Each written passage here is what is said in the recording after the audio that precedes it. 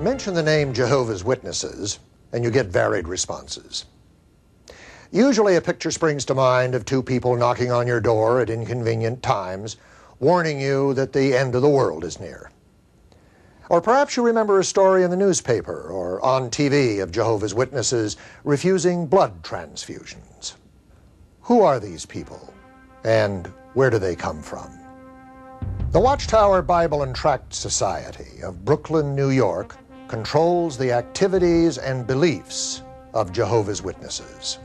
They have recently published an overview of their history called Jehovah's Witnesses, Proclaimers of God's Kingdom. In their foreword, they state that, quote, "No one knows their modern-day history better than they themselves do," unquote. David Riccoboni remembers his long-time service at the Society's headquarters printing the Watchtower magazine. He is seen in the 1953 film The New World Society in Action. One thing that impressed me as a Jehovah's Witness was our willingness to admit our mistakes. I thought that was great at the time.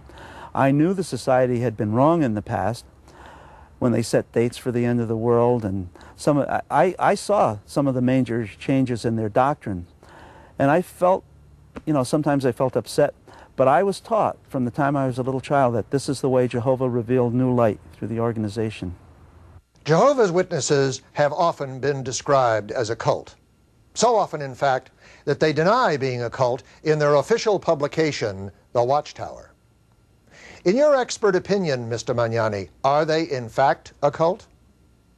Yes, Jehovah's Witnesses definitely fit the description of a cult, despite their denials. A cult always has a strong central figure demanding absolute authority. They even admit in the Proclaimers book that a cult developed around Charles Taze Russell, their founder.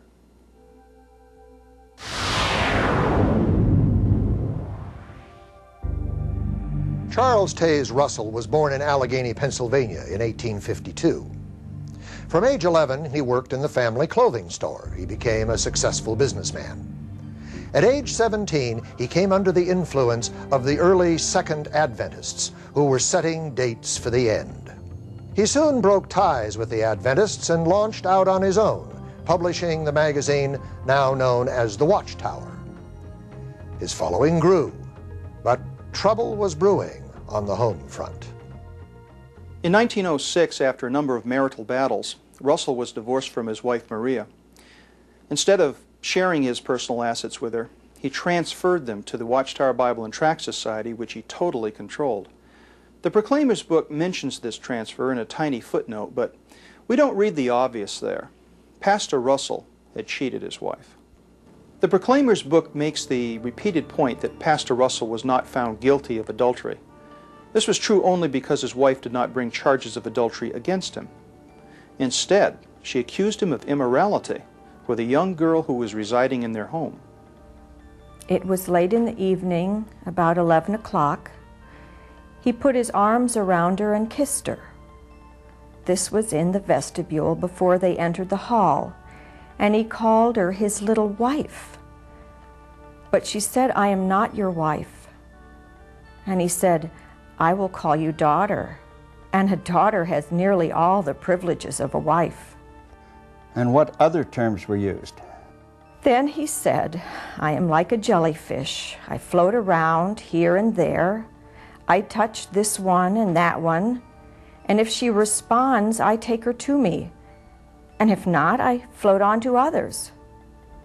And she wrote that out so that I could remember it for sure when I would speak to him about it.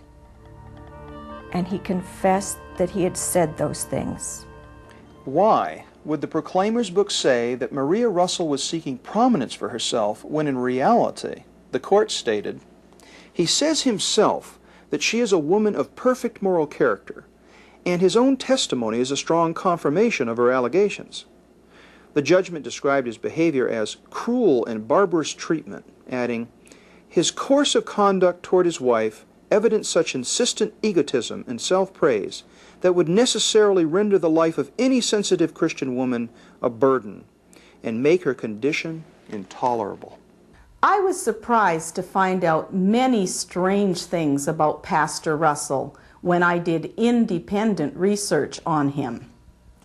Here, in the finished mystery book, he taught that the churches of Christendom were started by bald-headed men with smoke on their brains. He thought that if a dog's head were shaped like a man's, the dog could think like a man. He gave health advice that was pure quackery. For example, he taught that appendicitis was caused by biting worms in the colon. He sold so-called miracle wheat at greatly inflated prices to his gullible followers. None of these things are brought out in the Proclaimer's book. They didn't do an honest job of reporting on their founder at all. We are prepared to document that Charles Russell believed he was the sole channel of communication between God and men. He even referred to himself as God's mouthpiece. He's credited with writing the finished mystery book, which was completed after his death. It states that Russell was still in charge from heaven.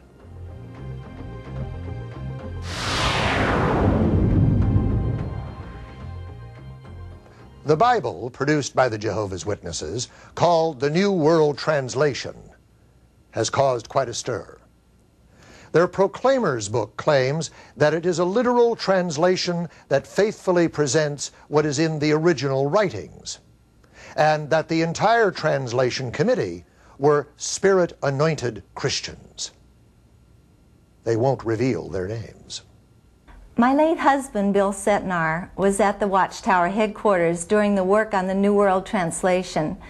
Former President Fred Franz was mainly responsible for the translation work. He was neither a Hebrew nor a Greek scholar and only had 2 years of college. There were no scholars. I know because I knew them all personally. The so-called translation was written to reflect their own peculiar doctrines, and the Proclaimer's book is not telling the truth when it says that this is a fresh translation from the original Greek. The only original Greek I knew was George Gangas of the Secretive Translation Committee, and he was no scholar, that's for sure, because he himself told me that before he came to Bethel, he was a short order cook in Columbus, Ohio.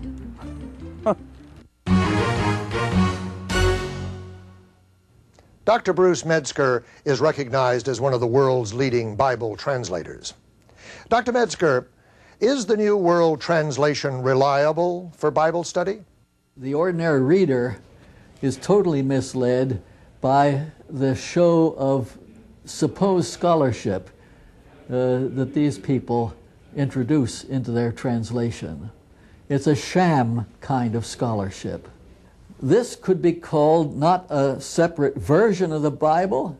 In this respect, it's a perversion of the Bible. They introduce the word Jehovah 237 times into the text of the New Testament, and it does not occur once in any known Greek manuscript. That, I don't think, is responsible scholarship. Still more key, having to do with the person of our Savior, Jesus Christ. They try every time that they can manage it to denigrate the status of Christ from the eternal Son of God to a created being. They even distort the first verse of the Gospel of John. In the beginning was the Word was with God, the Word was a God. And the spell there, word God there, the little g. That's terrible. Dr. Metzger, what do you think about the Watchtower Society's former claim that Johannes Grieber's Bible was a translation?